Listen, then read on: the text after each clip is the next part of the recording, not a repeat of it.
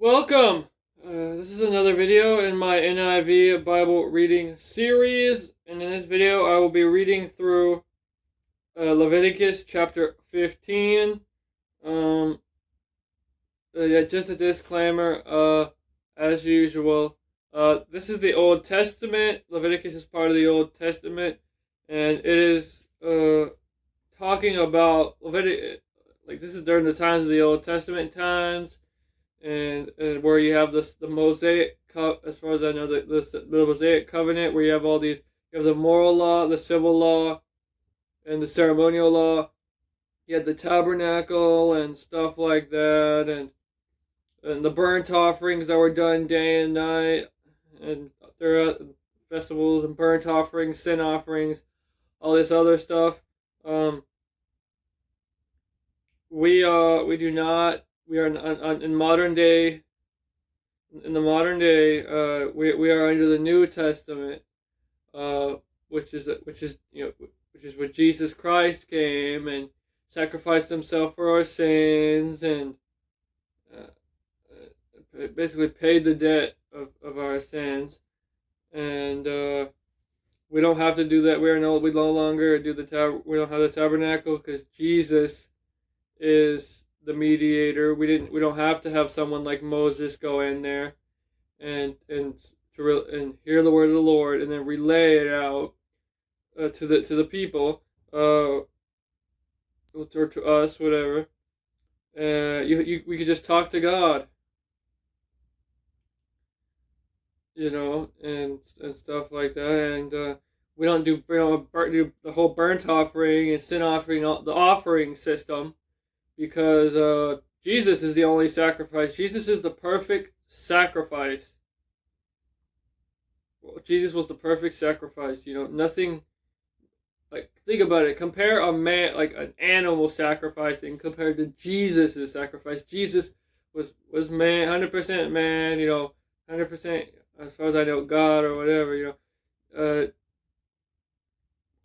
Jesus is the only man. Like, Jesus was perfect.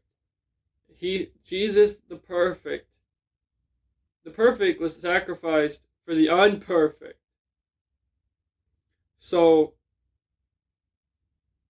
what good would sacrificing an animal be? All those animal sacrifices and that whole system, the Israel, the Lord, God put under. It's still the same God, yeah, making sure that it's still the same God. The Old Testament God and the New Testament God are the same God. And yeah, they just had, God had the Israelites under a system and rules that He set for that time period and that people, which is the Jews are His chosen people. Got that, and stuff like that. That's just how it is. And in the New Testament times, when the New Testament came with Jesus and all that stuff, it was opened up so others can so it can spread the others and stuff like that. In the Old Testament, the times of Moses' time, you had that because, I guess, from what what at least that's what is a popular belief is that God had the ceremonial laws and these systems. One of the main reasons, and stuff like you can't wear mixed fabric and stuff like that, and you can't boil a goat in his mother's milk or whatever, and all these stuff. He had that to distinguish his chosen people from all the pagans and others in the nations and stuff like in the surrounding areas and stuff like that. And that's always speculation, of course, but I think it makes sense. Uh, but yeah, basically, the ceremonial law we do not follow anymore because that was overwritten with the new covenant, which is the coming and sacrificing of Jesus Christ. So, but this is still part of our book as Christians because this is the same God, and this is how it's the same God, and this is how, basically, you wouldn't have an Old Testament without a New Testament. and this is what happened in the past, and then this is what's happened. It's a storyline, and stuff like that. But yeah, I just want to make sure you have the disclaimer. I might start putting the disclaimer at the end of the video, just because so I don't have to drone on in the beginning for those who want to just listen to it, but listen to the Leviticus. But yeah, we'll see. But anyway, Leviticus chapter 15. Let's get into it. The Lord said to Moses and Aaron, "Speak to the Israelites and say to them, when any man has a bodily discharge, the discharge is unclean. Whether it continues flowing from his body or is blocked, it will make him unclean. This is how this discharge will bring about uncleanness. Any bed the man with a discharge lies on will be unclean, and anything he sits on will be unclean. Anyone who touches his bed must wash his clothes and bathe with water, and he will be unclean till evening. Whoever sits on anything that the man with a discharge sat on must wash his clothes and bathe with water, and he will be unclean till evening. Whoever touches the man who has a discharge must wash his clothes and bathe with water."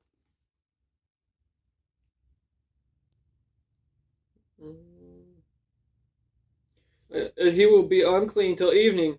Whoever touches the man who has a discharge must wash his clothes and bathe with water, and he will be unclean until evening.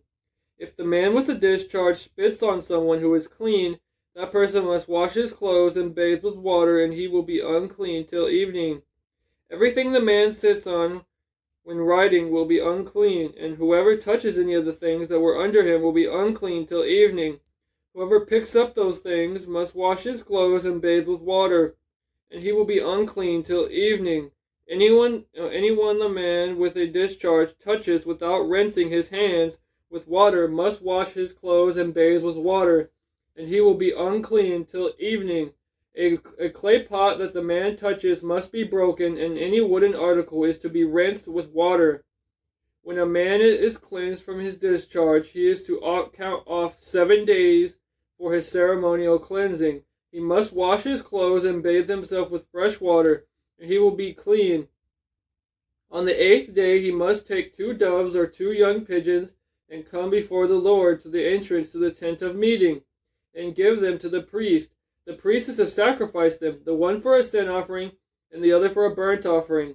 In this way he will make atonement before the Lord for the man because of his discharge. When a man has an emission of semen, he must bathe his whole body with water, and he will be unclean till evening. Any clothing or leather that has semen on it must be washed with water, and it will be unclean till evening. When a man lies with a woman and there is an emission of semen, both must bathe with water, and they will be unclean till evening. When a young woman has her regular flow of blood, the impurity of her monthly period will last 7 days, and anyone who touches her will be unclean till evening. Anything she lies on during her period will be unclean, and anything she sits on will be unclean. Whoever touches her bed must wash his clothes and bathe with water, and he will be unclean till evening. Whoever touches anything she sits on must wash his clothes and bathe with water, and he will be unclean till evening. Whether it is the bed or anything she was sitting on, when anyone touches it, he will be unclean till evening. If a man lies with her and her monthly flow touches him, he will be unclean for 7 days. Any bed he lies on will be unclean. When a woman has a discharge of blood for many days at a time other than her monthly period, or has a discharge that continues beyond her period, she will be unclean as long as she has the discharge, just as in the days of her period. Any bed she lies on while her discharge continues will be unclean, as is her bed during her monthly period. And anything she sits on will be unclean, as during her period. Whoever touches them will be unclean. He must wash his clothes and bathe with water, and he will be unclean till evening. When she is cleansed from her discharge, she must count off 7 days, and after that she will be ceremonially clean. On the 8th day she must take 2 doves or 2 young pigeons and bring them to the priest at the entrance to the tent of meeting. The priest is to sacrifice one for a sin offering and the other for a burnt offering. In this way he will make atonement for her before the Lord for the uncleanness of her discharge. You must keep the Israelites separate from things that make them unclean, so they will not die in their uncleanness, for defiling my dwelling place, which is among them. These are the regulations for a man with a discharge, for anyone made unclean by an emission of semen, for a woman in her monthly period, for a man or a woman with a discharge, and for a man who lies with a woman who is ceremonially unclean. All right. That is the end of the video.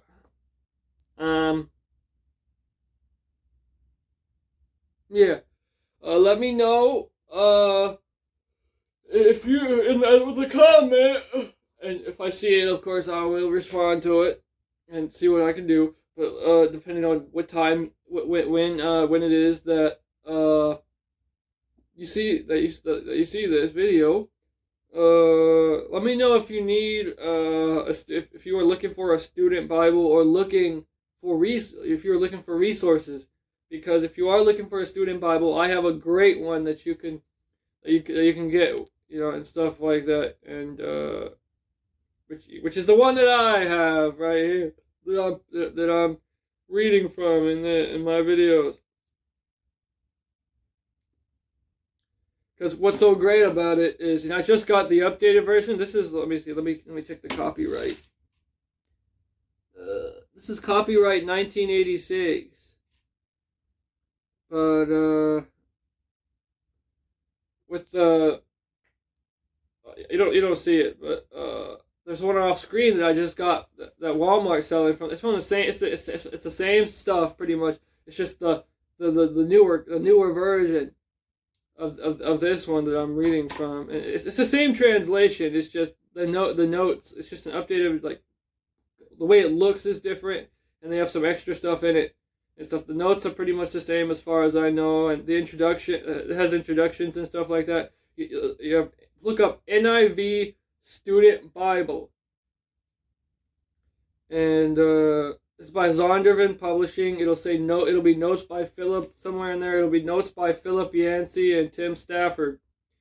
They do a really good job. It helped me so much when I started reading. They have the introductions and stuff like that explains the book, each book, and stuff like that. It's just that helped me so much, and if you can't afford it, let me know.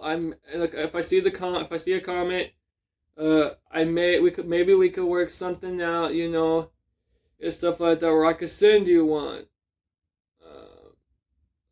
or something like that. Because it's important that you read the Lord's word every day. Always be embraced in the works, in the word of the Lord. Works in the word of the Lord. What's so great about this Bible is that it's not just it has like a 3-track program series. It has the 3-track reading program. You have the track 1, track 2, track 3, track 1. You have in 2 weeks it covers different topics in the Bible, like in 2-week intervals, if I remember correctly. So like the first couple weeks you'll read about the life. It's called the Life and Teachings of Jesus. And the thing is you're only reading one. It only gives you 1 chapter a day. So 1 chapter a day, that's like, even for long chapters, that's like 10 minutes. So that's how it got me, because I was just flipping through this because my grandma sent me it, and I was like, I was just looking through my books on my bookshelf that's to my right, over there, and on the wall, and I just got it, and I just put it on the shelf. I was looking through it one day. Just be, I don't know, for one reason or another, no particular reason, and I was like, there's a track reading program in here. only one chapter a day? Say Liz, I'll just start reading it. One chapter a day, that ain't gonna take nothing, and stuff like that. And then I just did it. You know what I'm saying? I just kept going because it only took like maybe 10 minutes out of my day. I was like, okay, I was enjoying it. I started growing. God has His plan. God has His plan. And yeah, that's just it. If you need the resources, I can maybe help you out. One chapter a day. You can do one chapter a day. Okay, I don't care how cramped your time is. One chapter a day is nothing for most of the things. If you want to read, you could. If you want to read more, you can. If you want to read less, you can't read less. You should. You can't read less than one chapter. You can read half a chapter. You know what I'm saying? And then it's not even like it's not long at all. And then as you grow in your faith, you may at least with me, I wanted to read more, and I started going to church, and then that's where I'm at right now, actually. All right, but